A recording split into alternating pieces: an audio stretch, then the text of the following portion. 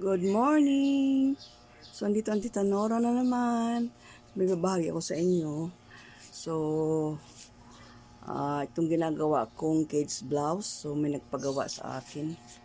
All the way from Pampanga sa layo. So, yung napili niya ay heart. Heart na kids blouse. So, ganito ang una kong ginawa, no? So, gumawa ako ng pattern, and then gumawa ako ng lining, and then pinit ko dito sa mannequin. So, diyan ko ginuhit yung mga yung mga babagyan, mga design. So, ito yung mga gagawin kong stick. Yan. So, ganyan ang paggagawa niya. So, empire siya. Ayan. So,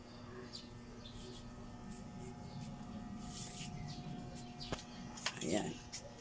So, ganyan gumawa. So, habang kita. Ayan. So, ito na yung aking pinakakatawan niya. So, gagawa ko na ngayon ng manggas ang armhole. Yung armhole kakabit ko dito. So, gagawa ko ng armhole niya ay 19. So, gagawa ko ng 19. So, yung 19 na yun, maliit yun. So, gagawin kong siyang 20. So, gagawa ko ng bilog. Ayan. So, ito ay 1.5. Tapos i-fold mo, pasadahan mo yan yung kanyang palabasan yan. So, ayan. So, atin siyang nasaan na yung aking pang ano dito. Ayan.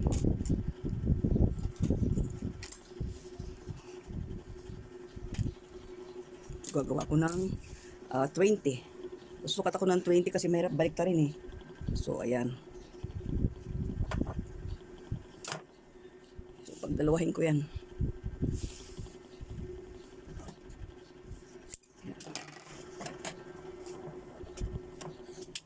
May ito akin. So, pinagamitin ko. May ngay din. Ay, talaga naman. So, ayan siya.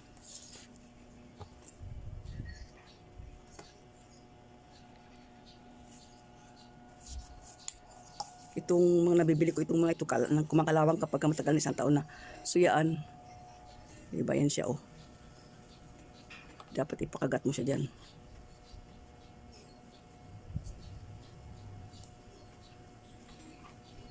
Para kapag ka inano mo siya, binaliktad.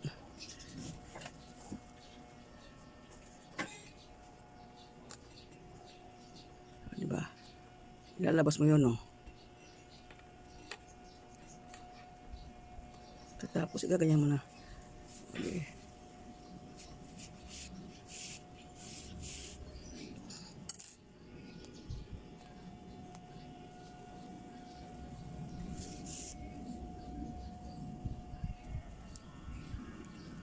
So, ito yung manggas niya.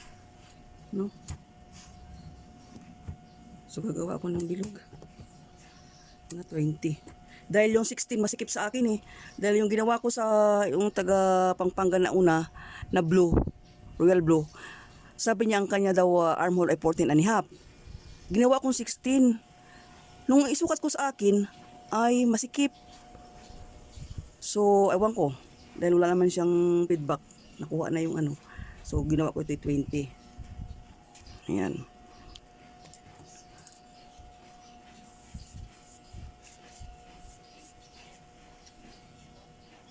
Ara-ara lang, ano, mga sinesearch ko lang ito, mga ini-invento ko.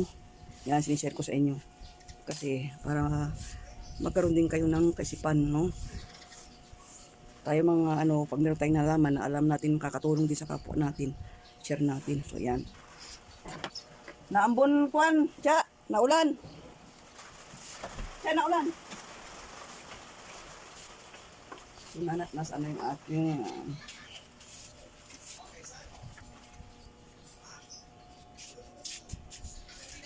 ito yung ginagamit ko. So ito yung stick board na 1 cm ba ito. Kasi ang in-order ko ay 1/4 ang dumating ito. O 1 cm nga. Kasi ito naman,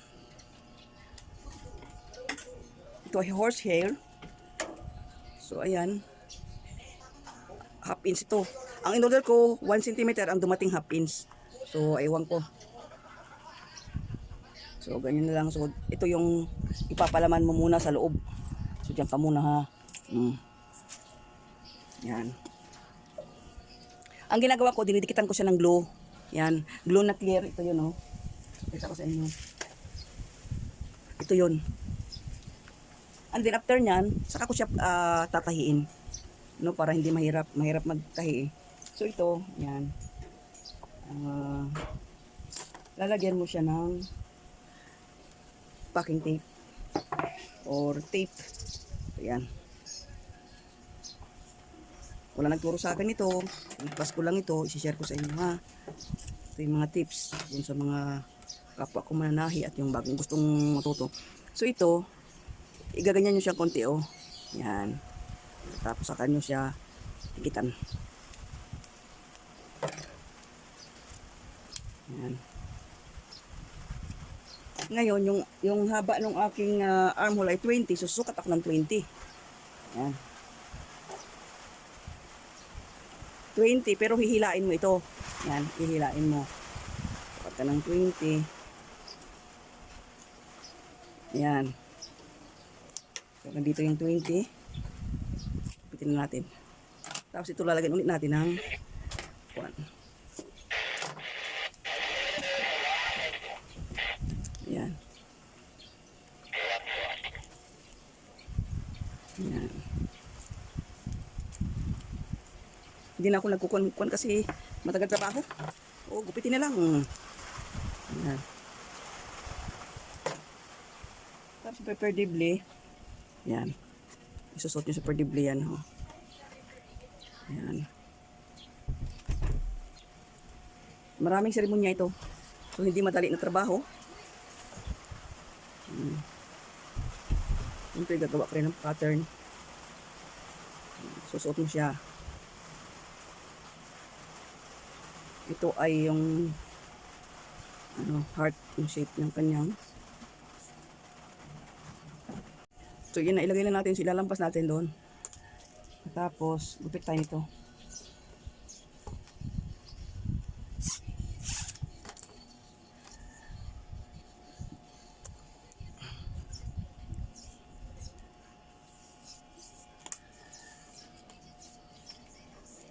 Yan, 20. Yan na, 20. Tapos gupitin natin. Gupitin natin yung konting side. Yan.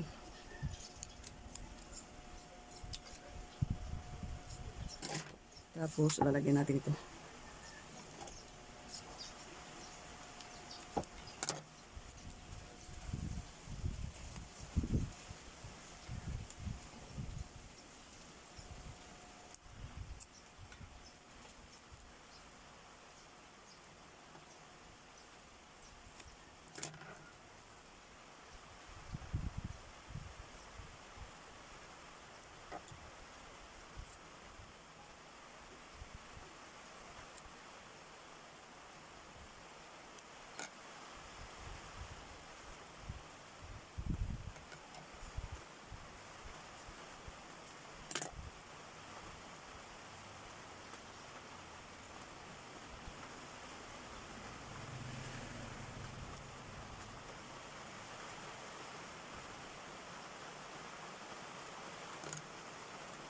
So, isusuotin natin dito. Sa una natin isusuot ito, itong horsehair, pangalawa. So kung sinuot natin yung horsehair dito sa ganito, dun sa ilalim naman natin ilalagay ito. Ayan. Ayan.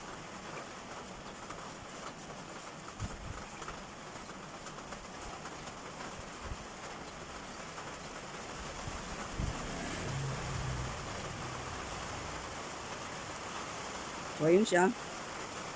So, gagawin natin, tanggalin natin itong. Tapos, hila natin sa kabilang dulo. Diba?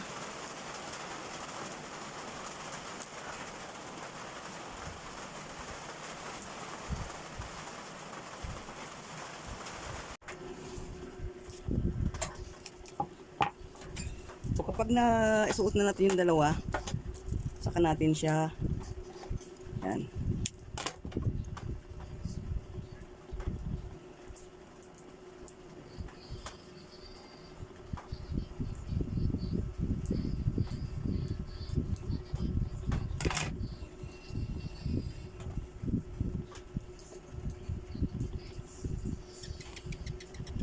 Katapos saka natin pasadahan sa makina. Saka palitan mo natin ang karayom. Kasi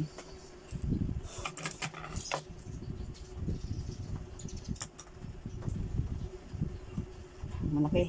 Yung 18.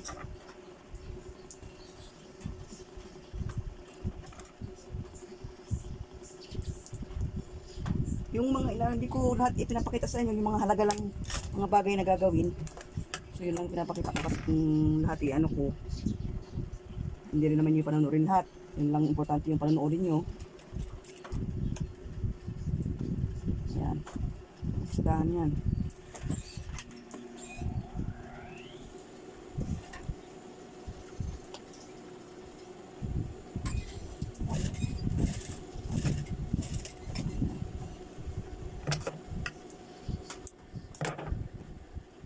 Ano din itong kabila.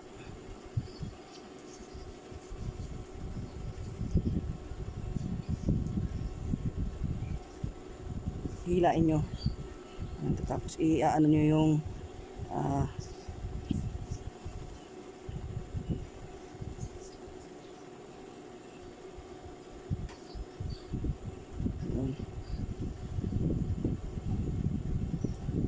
ganyan yung magaling na magkasama sila nung coaster at saka yung yan. So patapos isusuot mo yan dyan. Marami akong ginamit na pang ano dito, screwdriver, ganito, itong gunting ang medyo madali-dali, no?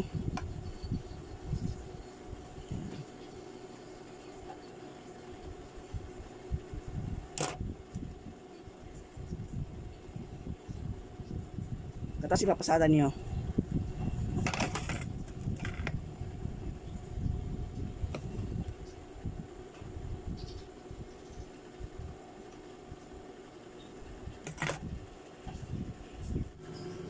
So ito yung guhit sa arm, ito yung pinaka stick niya sa arm. So maglalabis ka ng 1 inch, no? And then ito yung armhole. Ganyan mo siya. So ito yung pinaka kung igaganyan mo siya. Yan. Para kapag inano mo, nakaganyan siya. So ang gagawin natin, bubol muna natin yan. Yan.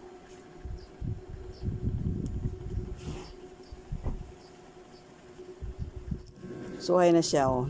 Lagyan ko ng do. After mag-do, saka mo siya tatahiin para matibay. So hanggang dito na lang. God bless everyone. Have a good day.